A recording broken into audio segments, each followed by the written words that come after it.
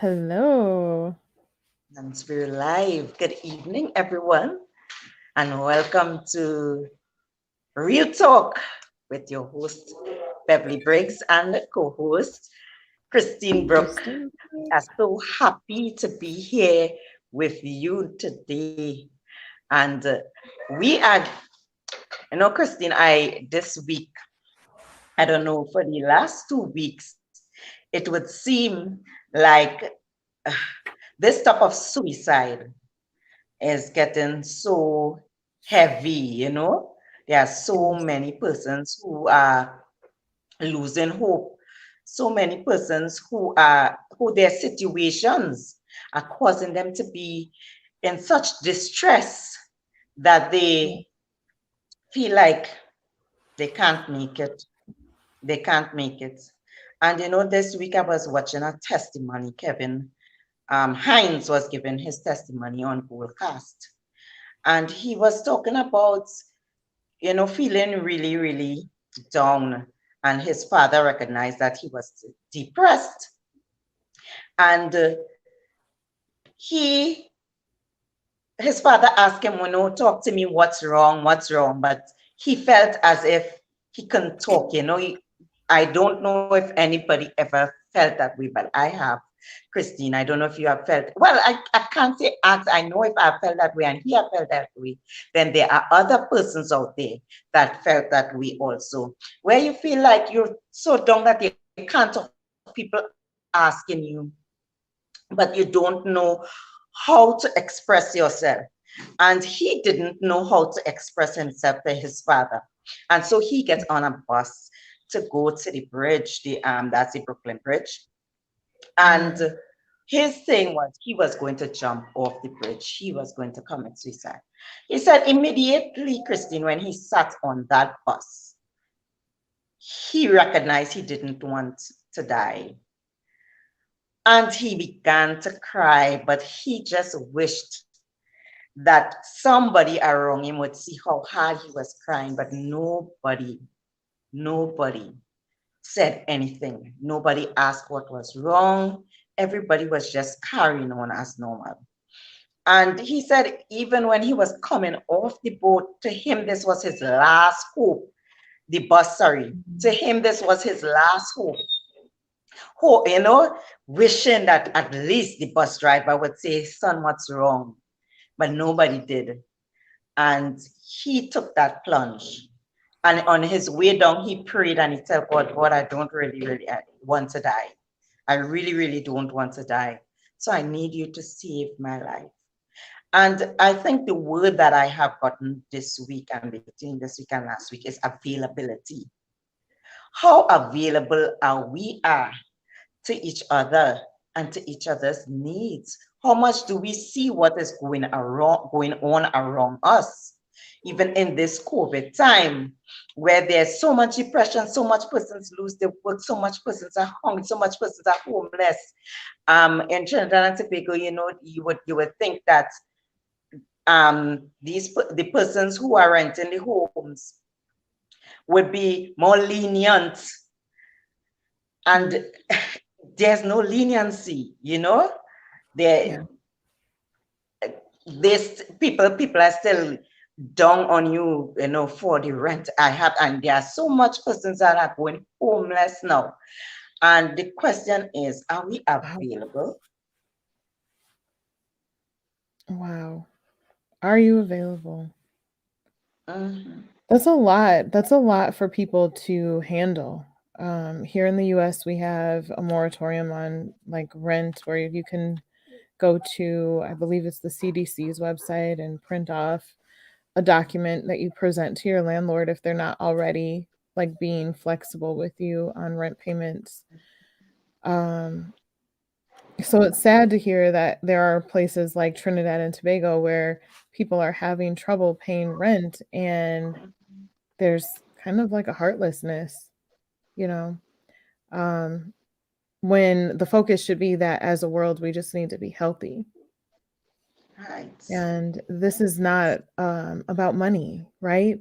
So Mhm. even in a position where you can help someone during the pandemic. How available are you is a good question. Are you available to be flexible?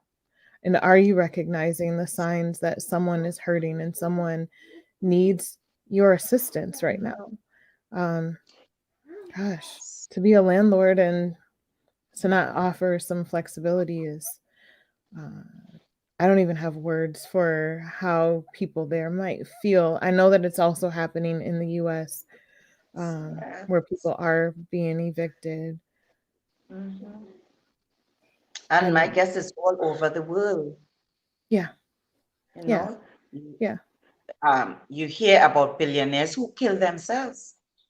So we definitely know that money is not the thing that really satisfies us and captures the essence of life. Is being able to be there for each other. It's about relationship. It's about, you never know what could happen to you.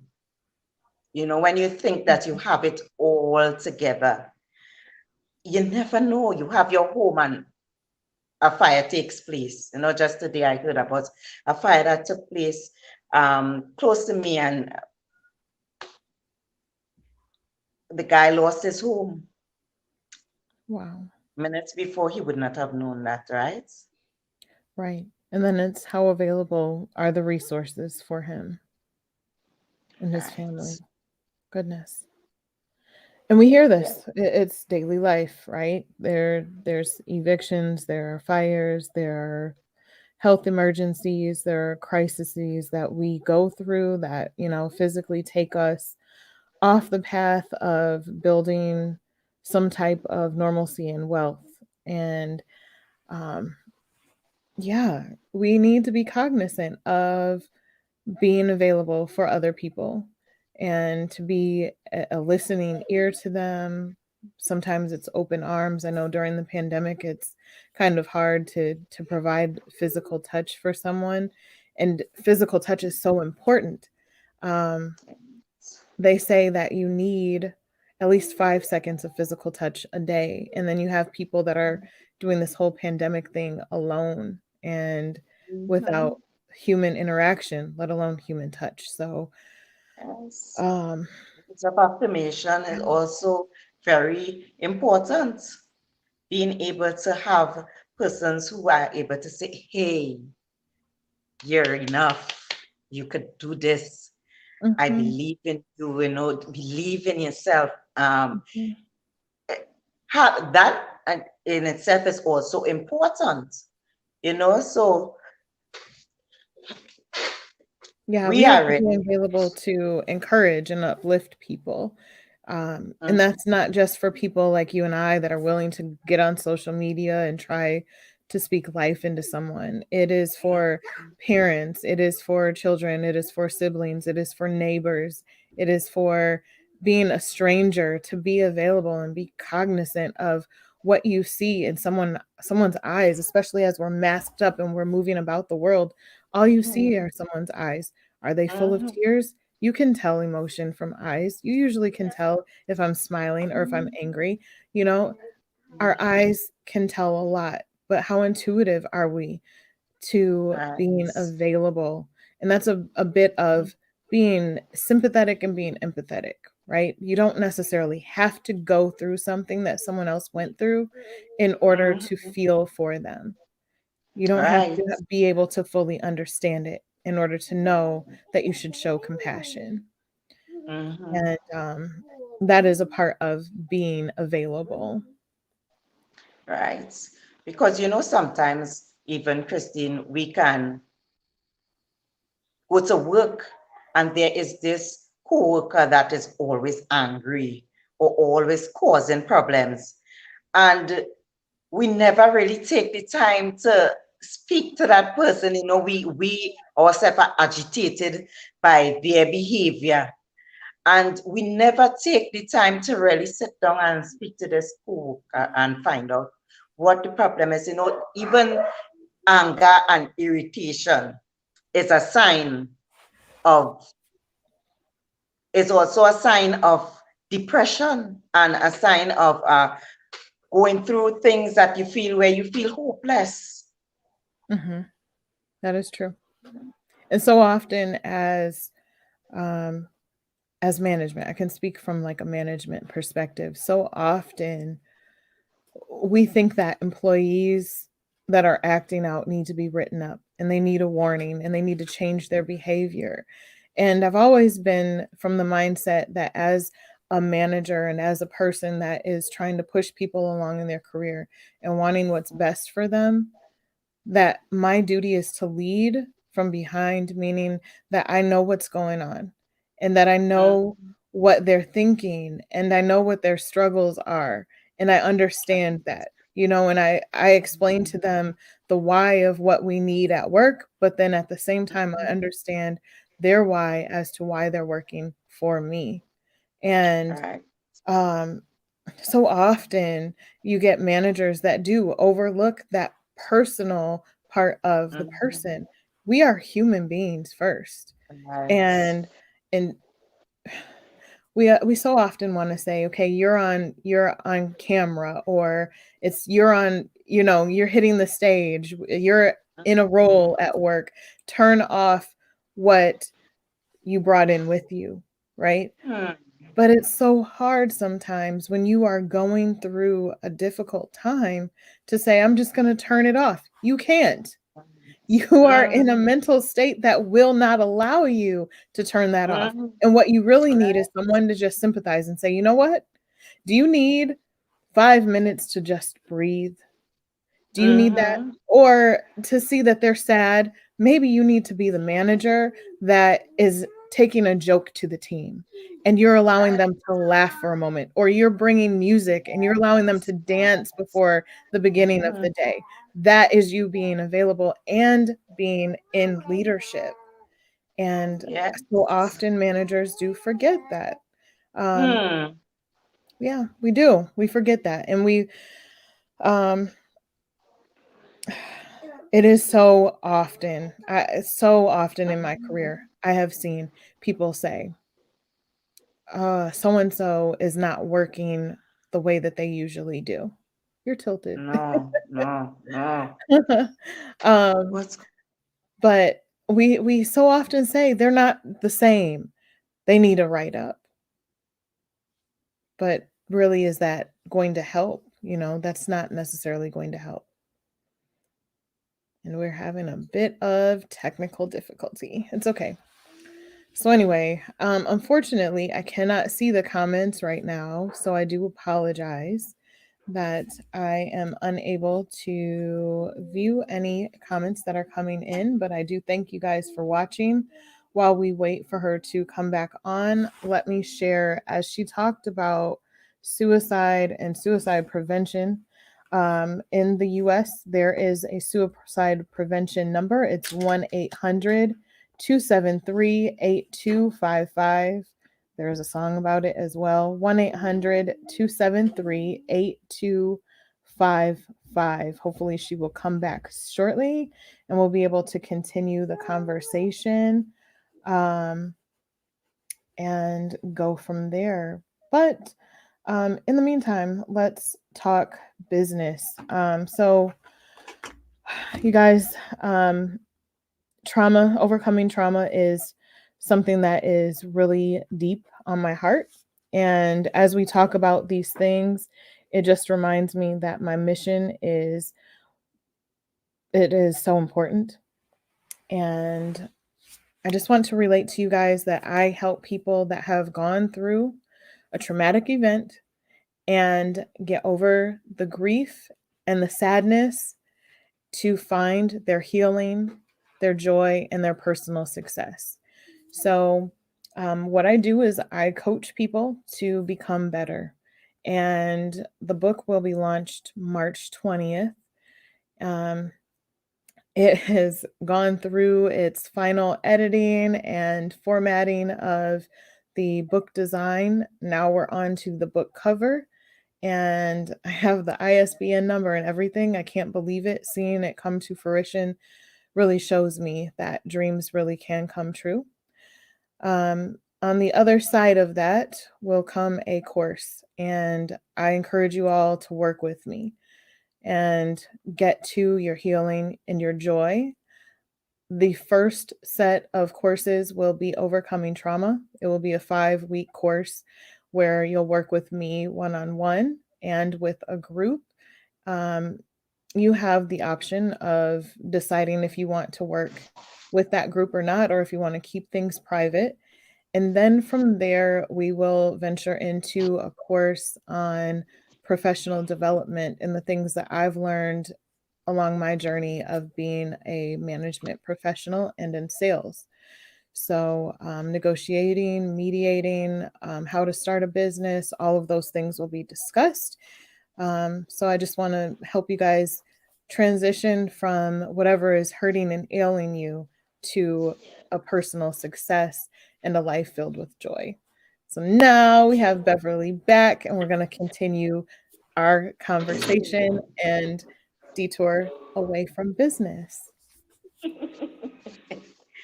I am having technical problems. I hope I don't get bumped off again.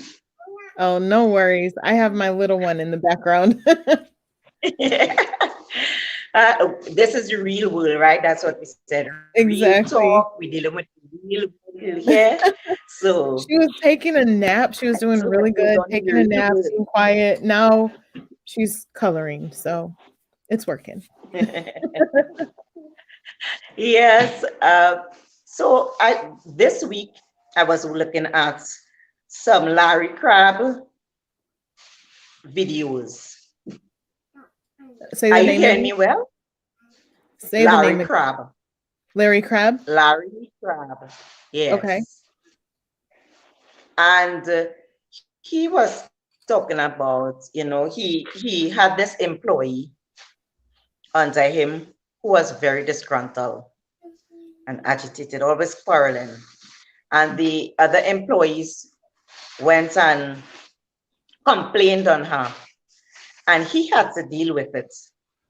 And he said, she came in with the same attitude, expecting that she was going to be fired.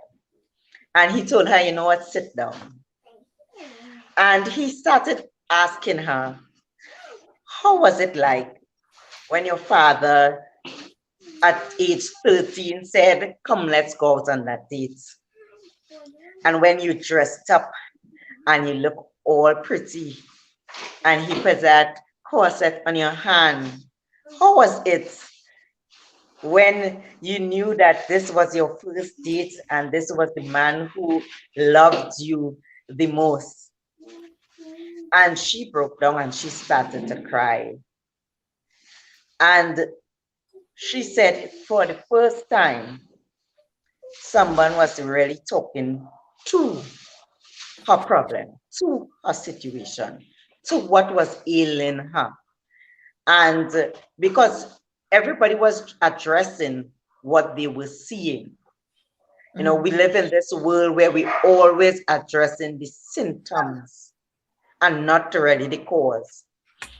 And this made such a big difference in her life when someone was able to see beyond the whole front and go deep into the heart of the issue. Because, as human beings, we were created to be loved and accepted. And from the time we feel neglected, our world turns upside down. Neglect is actually listed under the list of abuse. And so that we can find the same symptoms that you will get out from verbal abuse, from emotional abuse, from even sexual abuse, you will find it in the abuse of being neglected. And that's what we would ask in this evening. Are we available to persons so that their minds will not be under this abuse of neglect? And are we able to see beyond what is standing right in front of us, what is presented right in front of us? Are we able to see beyond it? And are we able to address what the issues are? Are we able first to confront our own pains and our own situations? Because even in doing so, that is the thing that is going to help us to be able to recognize it in others. Right. Mhm. That is so true. That is so true. Even you and I, when I think about being able to see it in others, when you say that, we, Mm. when we talked and we found our common ground and we found common pain and Mhm. common goals. And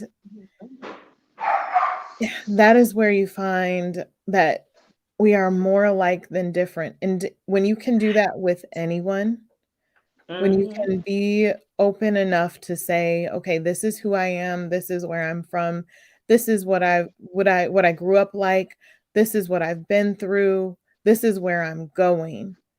These are my Mhm. dreams, these are my goals. These are my must-dos in life. These are the places that I want to travel to. When you have Mhm. conversations with like that with people and not just who are you, where are you from, what do you do? But really, who are you? You. What Mhm. makes you up? Then you can connect with Mhm. people on a totally different level. And Right.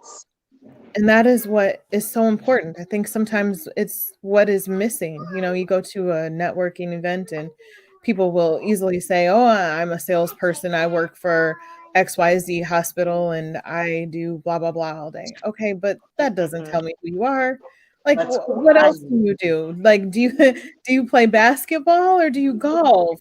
You know, and why? When did you start playing? And why was that? You know, and you Mhm. start digging into why people do the things that they do and who they did them with. Um, you know, like Beverly, let's do give them an example. What sports did you play when you grew up? Okay, so I ran track and field, long distance. You ran? Yes, I ran, believe it Okay. or not. So listen, I did track and field, You did? but I did the Oh, field yes. part because I didn't want to run. I played soccer, I played basketball, but I was tired of Yeah. running.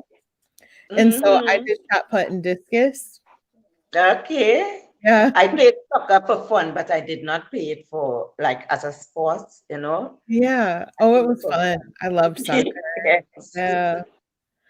I love badminton, Yeah. We did that and in the backyard as a kid. I started tennis.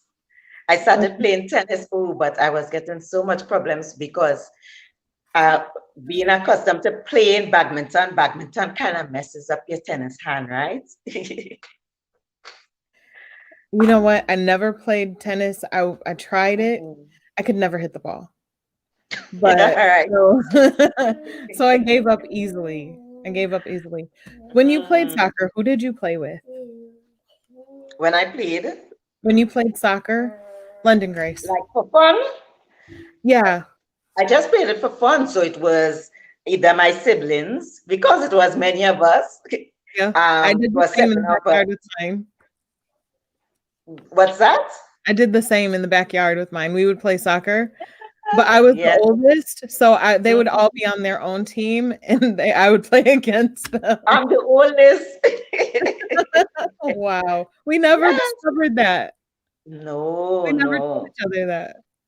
What the difference that a conversation could make, the difference Exactly. that a conversation, so oftentimes we allow the differences to separate us. So, okay, this person is so angry and so mean, and we allow that to separate us rather than seeing the common ground, Right. rather than seeing where we are similar, because we all experience this thing of pain.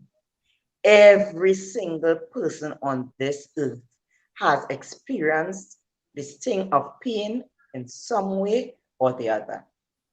Mhm. That within itself is a connection. Yes. It is. Yes. And what should also be a connection is sympathy or empathy. And that is, I think, the world that we are striving for, to allow Mm-hmm. people to know that there are people that sympathize and empathize with them, and that you do have greatness within you. Why do we Something is wrong. Okay, what? Well, No, not right now, please. Okay? The beautiful Thank London. Yes. Thank Yes. you. Thank you. So anyway, Yeah. um gosh, I forgot. My whole train of thought just stopped. I apologize. It's okay. Yeah. Please go. Okay. Give me a moment. Okay. So this is what Real Talk is really about.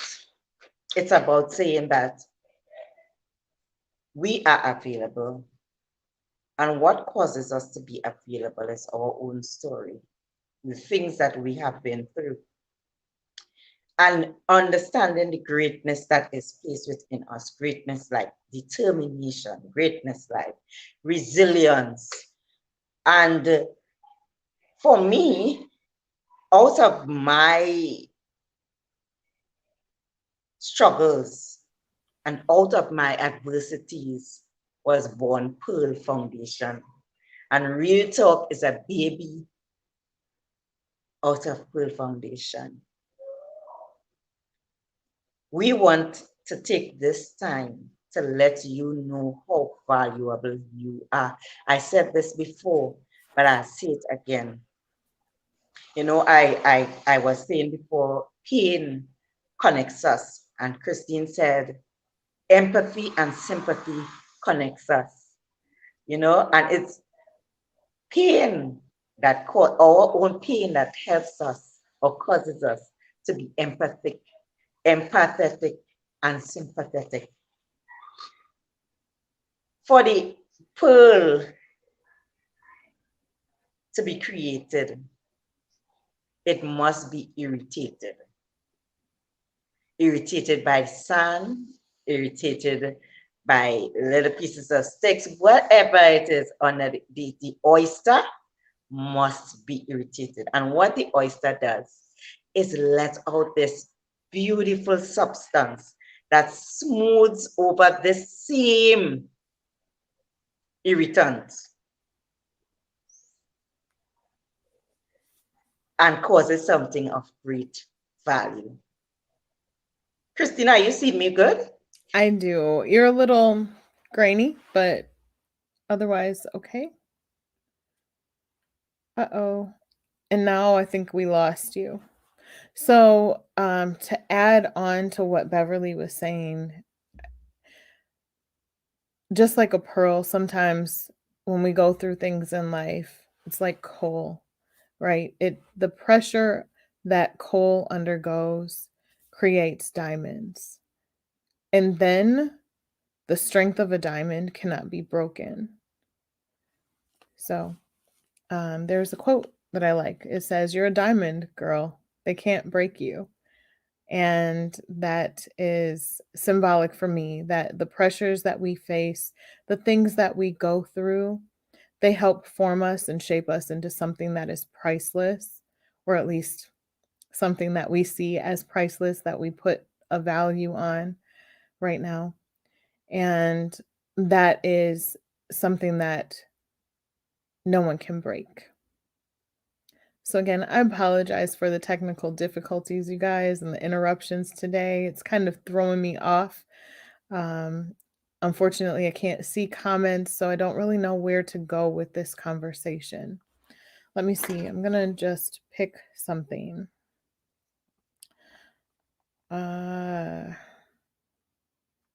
let's talk about a butterfly.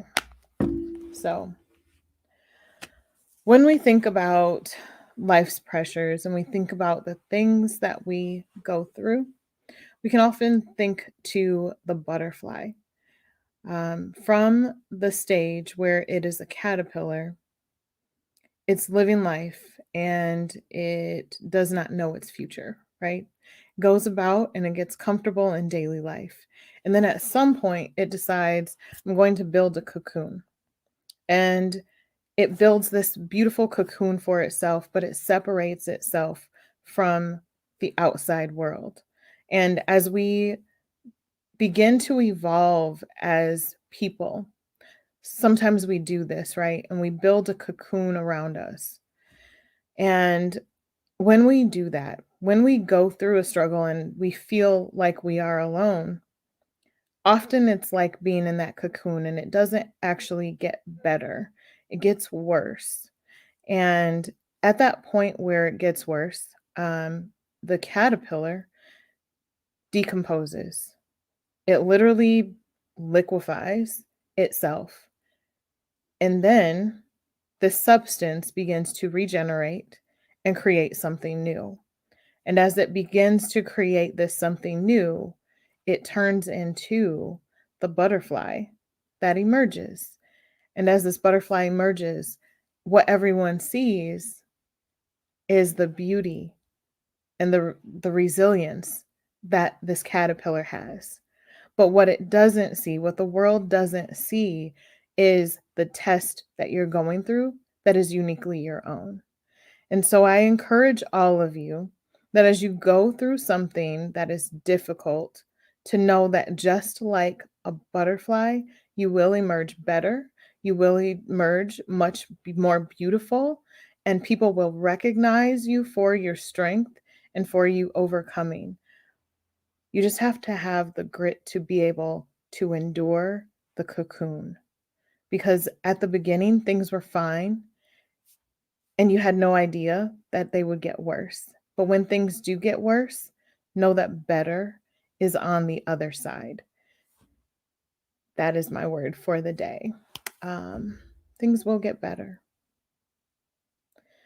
So I know that Beverly had some things to attend to today, and I am going to attend to my little one as her nap time ended a little bit early today, and I do apologize for that.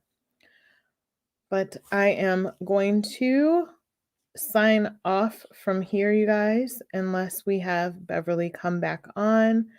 I want to thank you all and just keep watching. We will be back on again next Tuesday. I'm not sure if it will be at 4 o'clock. We have talked about pushing it to about 2 hours later.